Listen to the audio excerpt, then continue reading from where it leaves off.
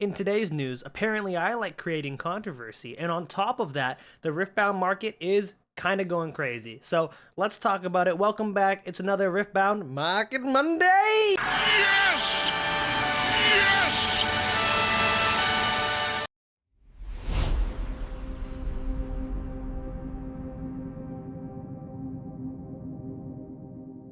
Alright, it's been a crazy week in Riftbound. People are pulling the Teemo GG Easy promos. They're going up for sale. There's some crazy things happening in the space, and let's just get right on into it. You're going to start off with TCG Player. Let's start talking about the market. So, real quick, we have some market updates on booster box prices. All the prices, again, are in USD. I'm Canadian, but for those of you who are Canadian like me, unfortunately, we're just subject to the USD market price. This is how it is. It's looking like prices are around 1,500, 1,600 US dollars for a booster box display. That is very expensive. That probably is, I hope not like where it's gonna like go up from there. I'm really hoping it stays at that, because I mean at 1,600, like, what is it, 1,600 at 6 boxes, it's 250, 260 something a box, which is insane. USD, insane. I think if we times that by 1.4, which is about the conversion right now to Canadian, it's about like almost $380 Canadian, if not more. That's crazy for a booster, for one singular booster box. That's a whole bundle. If we're going down into Spirit Forge, apparently display cases that are also selling, they're about the same price. So I guess it doesn't matter whether it's Spirit Forge or booster displays. It doesn't help that Riot has yet to send out their own pre-orders, which is crazy in some cases. I don't know how you could do that, but it's insane to me. I think besides that, if we just go into like actual cards, Kaisa, Daughter of the Void signature card, raw is going for 5,001 listing, and then market price is about 1465. Again, these market prices, let's not focus on them right now. They don't exist. They're not real. You can't really go by market price for any of these cards. And the reason I say that is because they're out of stock. There's no one selling them. So market price for who? You know? If someone posts another, price, just like this one here, this Kaisa, if someone buys it for that $5,000, well, that market price is not 1465 anymore. It's gone up. So part of me is thinking that because of how high the PSA 10 is for this, and I'll show you that in a little bit, it's probably why this is sitting at around that price. We'll talk about my own little controversy with PSA, and we'll talk about that in a little bit, and we'll see how that goes. So Kaisa is #1 played champ. She won Worlds, so we're going to expect Kaisa's signature to be higher rated just because people want to play Kaisa. So it's where it is. Ari's next. Ari seems to be what could be a counter to the meta, potentially, with all of her counters. We don't know. She could be anti-meta. Who knows? I think we don't really know the full extent of the control game right now, just because Chinese metas tend to be more aggro in general for all games, for TCGs. So we don't know. Next, we have Lee Sin, Blind Monk, signature, sitting at about 834 market. Again, we don't know where this is actually at. This could be higher. I think all these signatures are probably going to be higher. Again, the pull rates. So I'll do some quick math for you real quick. This is going to kind of lead into other things I was talking about on the Reddit and some other things, but I'm just going to do some quick math for you, okay? So USD, okay? A booster box is approximately, for argument's sake, we'll just take 260, okay? The hit rate for just a regular showcase is 1 in every 3 boxes, okay? So that's 1 in every half a case.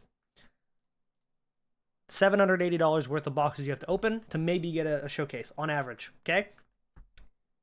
That's expensive. Let's just say that's a hit rates, right? That's a lot of money you've put in to get that, hit. And of course, other cards along the way. So let's say divided by 2, right? 390. Let's say divide that by 2 again. 195. So we've just taken the prices. I think a showcase roughly, if we're going by that logic, is going to be at least $200 USD.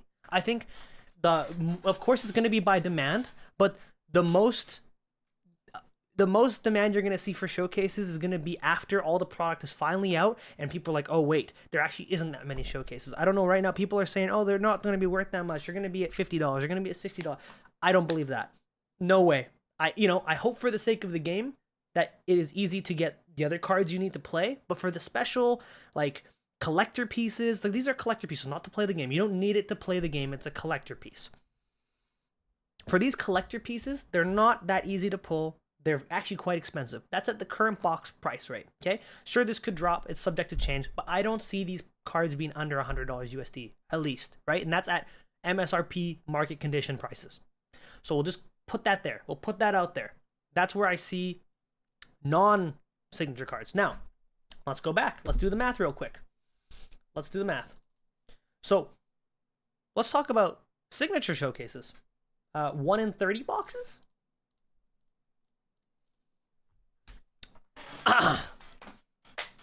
There you go. That is for any random showcase. $7,800 at today's market current price. Let's divide it by 2. $3,900. Let's divide it by 2 again. $1,950. Raw. Okay? Raw. People need to understand, and I know there's going to be people that hate me for this, and there's going to be a lot of controversy, and I'm ready to accept it and hit it with open arms. It is what it is. But people need to understand that these prices, where they are in the market right now, are roughly what we're going to see these cards going for. That's how hard they are to hit. The hit rates are not high for these cards. There's not complete guarantees. So I think we need to be ready for it. If you've pulled these, hold them. Don't sell them. Don't just give them away. If you want to play with them, be my guests. That's sick. Awesome. You pulled it. You deserve it. If you want to grade it, go ahead. Grade it. It will probably increase its value, if not retain it. I don't know what I guess people saying, oh, this is not a gradable game. This is not a, it's not just a playable game. I play the game I want to play competitively. But at the same time, I have to acknowledge that there's a collector piece to it. Why else would they have showcases that are over numbers? Okay, it's like having a skin in a game. It's the same thing. It's, if you want to have it, you can have it, but you don't need it to play the game. It doesn't affect how the game is played. I think people just need to embrace it. There's a collector side to every card game and a collector side to this card game, and that's not a bad thing. In fact, in some ways, it's a healthy thing because it makes sure that there's going to be interest in the game, whether it's just people playing it or people collecting it. And I think that's a good thing for the health and longevity of a game. If Pokemon was not as collectible as it is, you wouldn't see where it is right now. If Magic the Gathering didn't switch up their models with these collector boosters and collector showcases, we wouldn't see it where it is right now. So that's my little rant right now. If you disagree with me, comment down below. I'm here. I'll talk to you. I'd love to have a conversation. But I think that's where we can see it. So, real quick, enough of that rant. Let's go back to TCG Player. So these signature cards, they're going to go up. They're going to either retain price or go up. It's just, it is where it is. I think, honestly, even 502, I think is a little low for the Viktor, a little low for the hand of Noxus, especially the Darius is very clean. I think that's going to go up. Besides that, Worlds Bundle. Let's talk it. Worlds Bundles 407. I think last eBay sold a little bit higher than that. I think it's like 5 something. I intend these things, they're only going to go up.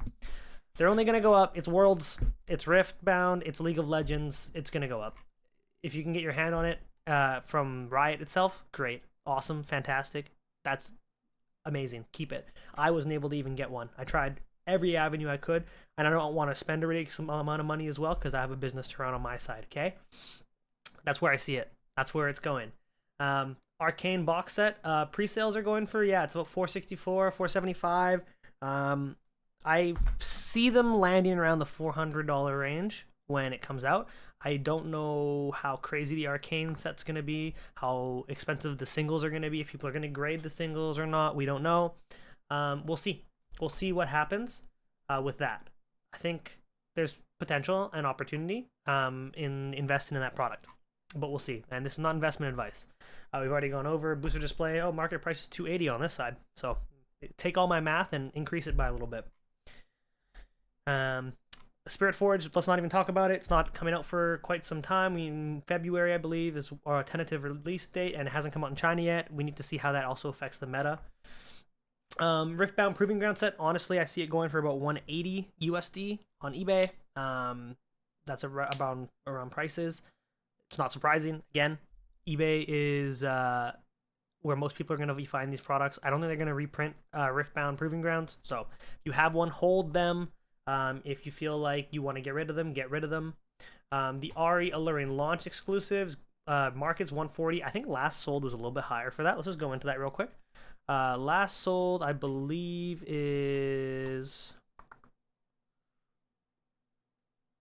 169. Yeah, I thought I saw the 161, but I think a couple sold for about 140. So we can probably estimate that this card is going to be, it's going to go down, and I think this is going to be one of those cards you just hold as part of history, and that's what I will be doing. The decks, it seems like the champion decks have gone up a little bit. It's about $96 for a pack of 4. It's about 25 USD a pack. I mean, that's about average. I would say that's what I'm getting it for at your LGS. So makes sense. Next, Dead Bloom Predator. Dead Bloom Predator. What a card. I believe it's sitting where it should be. Master Yi is the only potential meta counter to Kaisa, and it's such a good card. Having this card is so good. The effect in and of itself of Deflect is fantastic, and the fact that you can play him right onto a battlefield and just bomb someone, it's a great card. And I foresee that card along with Time Warp, which is, I think, undervalued. So I was going to say, when I saw the market price yesterday, I was like, $90, no way. I expect this card to get to 120 USD. There's no way. Time Warp's too strong. Every blue deck will run at least one. In some cases, it just wins you the game outright. Which is why I want to talk about some Ari cards that I think Ari meta might end up switching up a little bit of the game, because I feel like countering spells is underlooked at right now in general. But who knows? Who knows? Dazzling Aura, we already know. MF Dazzling Aura is a thing. It will always be a thing. It will never not be a thing. It's just how it is. The Kaisa Survivor, are we surprised? Are we surprised Kaisa's as expensive as Kaisa is? No. I would say that Kaisa is probably going to settle around $100. Ithic and Rain, $100. I think I don't see it going higher than that. I hope it doesn't. This set, so sets also coming out apparently as being pretty strong. I guess like Contender, he has the ability to run Dead Bloom Predator, Dazzling Aura, like a few things. So it's interesting. Although I don't think he's as good with Dazzling Aura in his deck as MF. But besides the point. Yeah, we have him sitting at 71, looks like. One listing, 68. Again, like, these market prices are all going to be determined about where they actually sell at, right? Sets, Showstopper card, honestly really good, really goated. Buffing a friendly unit in your base and moving it is good. It's cheap. It works. It helps. And I think there's a lot of things to be done with that card. We got the regular Viktor Overnumbered Showcase. 67, 16. I honestly expect this to be at around 100. You already know my opinion on showcases. We talked about it. So again, overnumbered. Already talking about it. Teemo, undervalued. White Flame Protector. This one is coming out of the woodworks. Again, I think the green meta, Ari, is going to be using cards like this. Like, it's just countering and then surprising with these big drops. White Flame Protector. Whew. And in Yi. Whew. I expect that card to be $100. I actually don't see it staying at the $60 range. Could actually go to 80. It really depends on how the meta goes and shifts. And we have to see what happens when the Chinese cards are released, because when we get those, expect the market to fluctuate in response. Because things that are meta now may not be meta when Spirit Forge comes out, and we'll learn as things go. So I think those are the big hitters. We're looking at, here we have our champion decks for Fiora. So we're now confirmed Fiora we're getting Fiora, confirmed Rumble we're getting. But they already did a little bit of a tease, so that's not unsurprising to me. Thousand Tail Watcher, honestly undervalued. I'm putting it probably around 50. I think 50 USD. So it's about 70 to 80 Canadian is about where I would say it's selling. Baited hook, same thing. Yi is what's causing those proving grounds to be expensive. So just know that like the only way you get them is by opening up proving grounds. Proving grounds have a certain price, so that's going to help dictate what Yi's going to be at. If you find a Yi in the wild and you get your hands on them, hold them. I don't think, unless they do a print where they add Yi, this card like to a set, which I mean is possible, but I don't know. Expect it to still be a big competitive use. Let's talk about some other cards that are sweeping the market. This set's very clean, by the way. This Brawler alternate, very, very clean. I love it. I love it so much. Anyways, sorry, I'm getting distracted. Let's quickly... Oh, man. Oh, man. Oh, man. Misfortune. Bilgewater. This is actually crazy. Wait, this is so crazy. Wait. I love this. I love this. Art, 10 out of 10. I honestly, even the alt ruins and everything, like, I love it. I think Riftbound has some of the best art in the game. I wanted to show you guys the Teemo that everyone has been talking about, and I want to see if they have it here. Oh, they don't have the picture? Oh, no. Okay, I love it. It's so aggro. It's honestly amazing. Yes, it's, I think, going for about 250 USD. I think rightfully so. You can only get it from the promo packs from Nexus Knights, so 250, I would say that's fair. Everyone wants it. It's sick. It's a sick alt art. It proves my theory about the numbers being A and B, and they're probably going to have other alt arts of the same cards in the same thing, but it's going to be the C, D, E, F, who knows, as much as they want, I guess. They can reprint cards and have different alt arts for them. So that's really cool. Really love that. This is the part of the video that I've kind of been waiting for. You already heard my rant. Now let's talk about it a little bit. Let's talk about PSA. Pop ones are on. I mean, they're on here. They're going for prices. The bidding just started. Look at that. We have the alternate art Kaisa non-signature already going for 210 USD. 4 days left on the bidding. I don't think that's gonna change. I don't think that's gonna like go down. I think it's gonna continuously go up.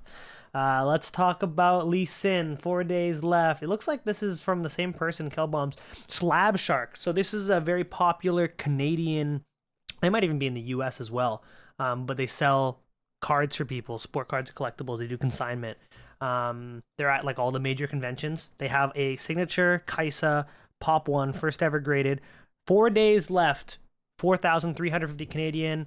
It's about right. So if and the 33 bids. So if people are saying that people aren't gonna collect and that, you know, graded Riftbound cards aren't gonna be worth anything, I think you need to check your privilege a little bit. Not gonna lie. I feel like there's a will, there's a way. That's I think the only PSA 10s. I have one that I graded and I got a lot of heat about it. So let's talk about that real quick. I have the world's first gem mint population. Here's the certification now. Population 1, Viktor. It's PSA 10. And I made a Reddit post about it, and I got lots of differing opinions. People saying I don't know if grading a $50 card is worth it. And I'm gonna be honest, I was very amicable with all these people. I had some people who supported me because they were like really hating on, you know, things. I don't want to call anyone out, but it's okay. I respect and appreciate everyone's opinion, and I want people to contribute. It's a little toxic, but it is what it is. I have this thing. I'm very happy to have this thing in my own collection. As a vendor, I don't think I'm going to sell it even. This is kind of mine.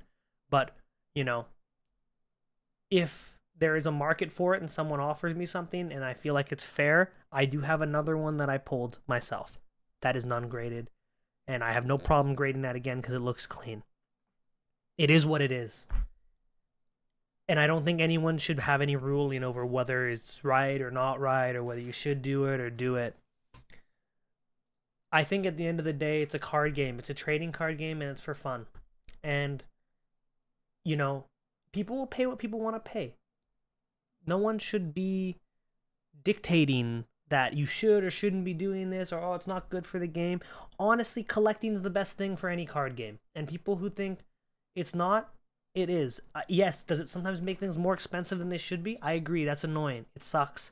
I really hope that Riot can figure out with UVS how to get the printing to a point where it's not a problem for playables and people that want to play. But having a collector scene for a card game will always ensure that whether it's heavily played or not, that there is a market for it and that they have a reason to continue it. Otherwise, they'll just kill it. If it's not making the money, at the end of the day, it's a business for Riot and it's a business for UVS. If it's not making the money, why would they do it? It is what it is, right? Anyways, if you think I'm a complete buffoon, let me know in the comments below. If you like what I'm saying, give me a like, give me a subscribe. I appreciate it. You know, I want to really be a part of the community and give my opinions where they are. And if they don't resonate with people, that's okay. If they do resonate with people, that's amazing. It is what it is. Thank you for tuning in. Thank you for coming to the Forge. We're closing down for today. I got lots of work to do. So, you guys have a great day.